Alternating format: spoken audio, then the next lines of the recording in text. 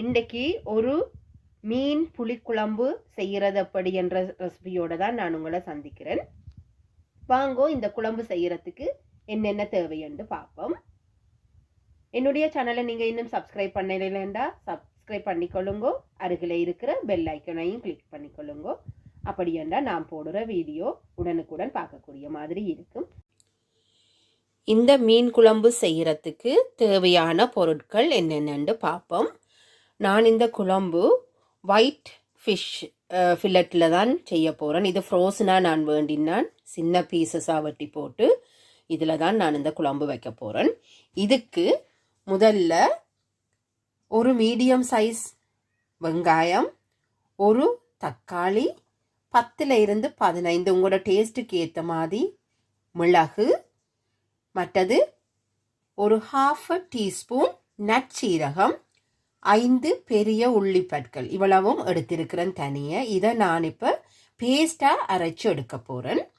அதை விட குழம்புக்கு தேவையான வேறு பொருட்கள் இதில்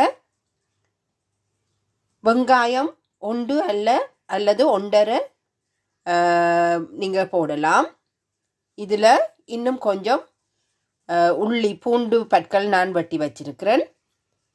இதில் மஞ்சள் 1/2 டீஸ்பூன்,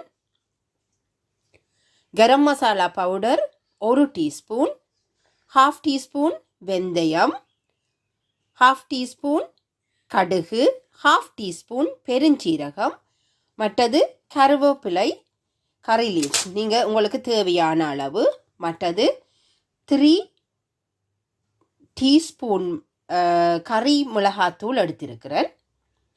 உங்களுக்கு தேவையான அளவில் அந்த உரைப்பையும் நீங்கள் சேர்த்துக்கொள்ளலாம்.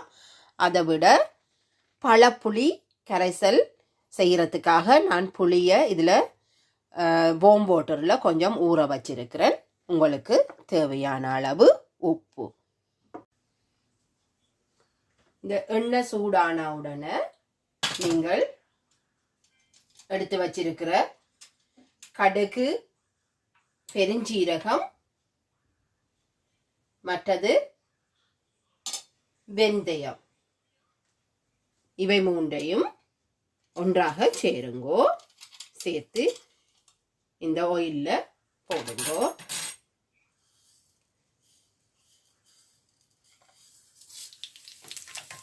எண்ணெயை சரியான லோ ஃப்ளேமில் வச்சு ஹீட் பண்ணி கொண்டு செய்யுங்கோ. அடுத்ததா இதோட வெட்டி வச்சிருந்த வெங்காய துண்டுகள், மற்றது அதோட சேர்த்தே நீங்கள் உள்ளி பூண்டையும் போடலாம்.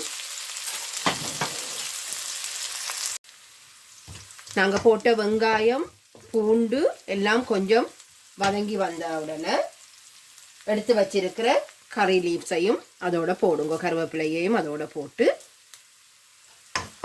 வதக்குங்கோ. நான் கொஞ்சம் கூடுதலாக தான் கறி லீவ்ஸ் போடுறேன். நான் கறியலுக்கு அது உடம்புக்கும் நல்லதுன்றதால கொஞ்சம் கூடுதலாகவே போட்டுக்கொள்கிறேன். நான்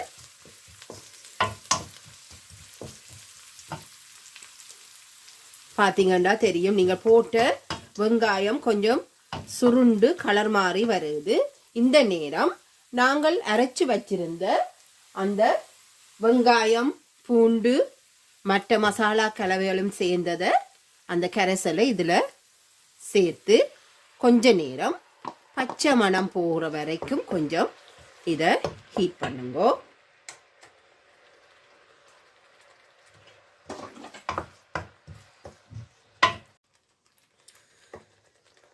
நாங்கள் அரைத்த அந்த கலவை இந்த தாளித்த வெங்காயம், பூண்டு அதுகளோட சேர்ந்து கொஞ்சம் அந்த மணம் போகிற வரைக்கும் வெந்து வந்திருக்குது. இந்த நேரம் நாங்கள் எடுத்து வைத்திருந்த மஞ்சள் தூள், கரம் மசாலா தூள், அதோட எடுத்து வைத்திருந்த கறி மிளகாய் தூள் எல்லாம் ஒன்றாக இந்த மிக்ஸோட சேர்த்து கொதிக்க விடுங்கோ. இதுவும் கொஞ்சம் அந்த தூளோட வாசனை எல்லாமே போகிற மாதிரி கொதிக்க விடுங்கோ.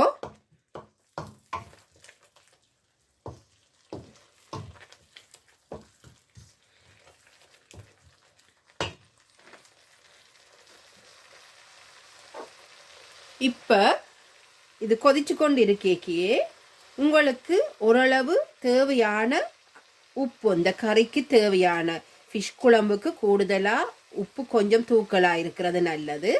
தேவையான அளவு உப்பை செய்யுங்கோ. பிறகும் ஒருக்கா இடையில அந்த மீனை நீங்கள் போட்ட பிறகும் ஒருக்கா அதுண்ட உப்பு அளவை ஒருக்கா நீங்கள் பார்த்துக்கொள்ளுங்கோ.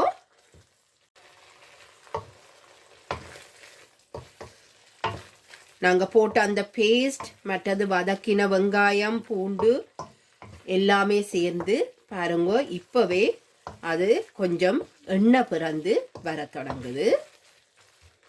இப்போ அடுப்பை மீடியம் ஹீட்டில் வச்சு விடுவோம். பாருங்கோ, இந்த கலவையும் பச்சை மணம் போய் நன்றாக அவிந்து விட்டது. இப்போ நான் இதோட அந்த மீன் எடுத்து வச்சிருக்கிற மீனுக்கு அளவான புளிக்கரைசல் எடுத்து வச்சிருக்கிறேன், அதை இந்த கலவையோட சேர்த்து விட போறேன்.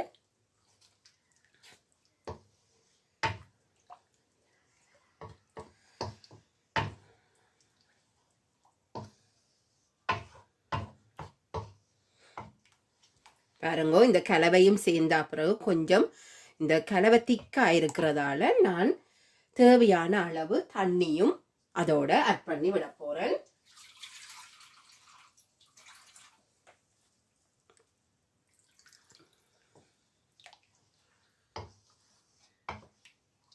நான் இதில் ஒரு 1/2 கப் தண்ணி ஆட் பண்ணினான். அதை விட அந்த புளிக்கரைசல்லும் இருந்தாலும் நான் வைத்திருக்கிற இந்த மீன் துண்டுகளுக்கு இன்னும் கொஞ்சம் தண்ணி விட்டால் நல்லதுன்னு நினைக்கிறேன்.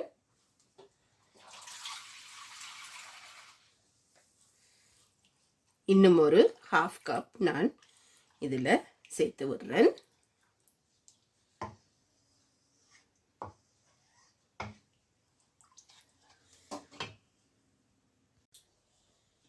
இப்போ உப்புண்ட அளவையும் பார்த்துட்டு இந்த கலவையை கொஞ்ச நேரம் கொதிக்க விட போறேன். மூடி போட்டு கொதிக்க விடுவோம்.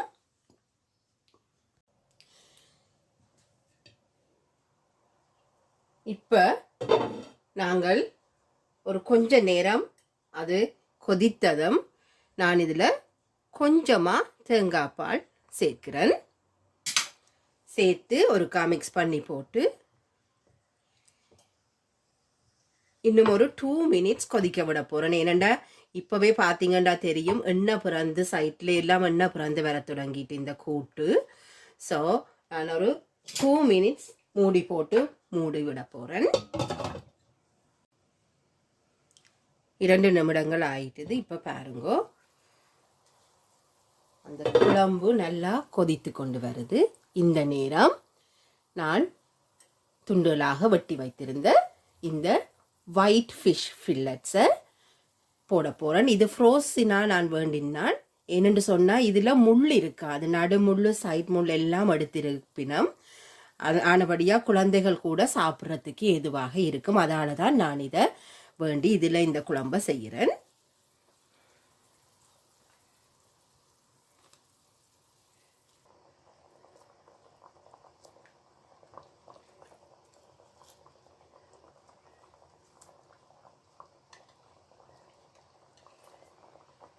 எதுக்கும் நீங்கள் இந்த ஃபிஷ் போட்டு ஒரு கொதி வந்த பிறகு ஒருக்கா உப்பு புளி ரெண்டையுமே ஒருக்கா பார்த்து கொள்ளுங்க, உங்களோட குடும்பத்தவர்களுக்கு ஏற்ற மாதிரி இருக்கிறதாண்டு. இந்த சைடில் இருக்கிற இந்த திரண்டு வந்திருக்கிற இந்த எண்ணெய்களை ஒருக்கா திருப்பியும் மிக்ஸ் பண்ணி விடுங்கோ. உண்மையில வாசனையே தூக்கலா இருக்குது. இப்பவே நாக்கில் எச்சில் ஊறுது. எப்போ இது சாப்பிடுவோம்ன்ற மாதிரியான வாசனையா இருக்குது. பாருங்கோ, எங்களுக்கு அந்த கிரேவியும் நல்ல திக்கா வருது. இதை இப்போ ஒரு 5 இருந்து 7 நிமிடம் கொதிக்க விடுங்கோ. என்ன ஃப்ரெண்ட்ஸ், இந்த மீன் குழம்பு எப்படி வந்திருக்குன்னு ஒருக்கா பார்ப்போமா? பாருங்கோ, பக்கமெல்லாம் நல்லா எண்ணெய் திரண்டு வந்திருக்குது. இப்போ நான் இன்னும் ஒரு கொஞ்ச நேரம் இதை கொதிக்க விட போகிறேன். என்னென்னா இன்னும் கொஞ்சம் திக்கானா கூட நன்றாக இருக்குமென்று நினைக்கிறேன். அதால் இன்னும் கொஞ்சம் கொதிக்க விட போகிறேன்.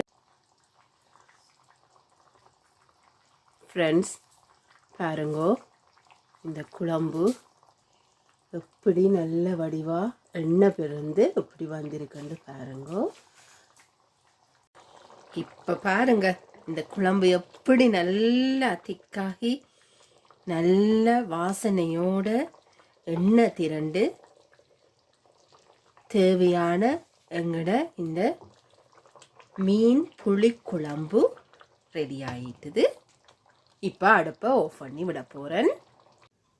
என்ன ஃப்ரெண்ட்ஸ், எல்லாருக்கும் இந்த ரெசிபி பிடிச்சிருக்குதா? பிடிச்சிருந்தா லைக் பண்ணுங்கோ, ஷேர் பண்ணுங்கோ, சப்ஸ்கிரைப் பண்ணுங்கோ. தேங்க்யூ.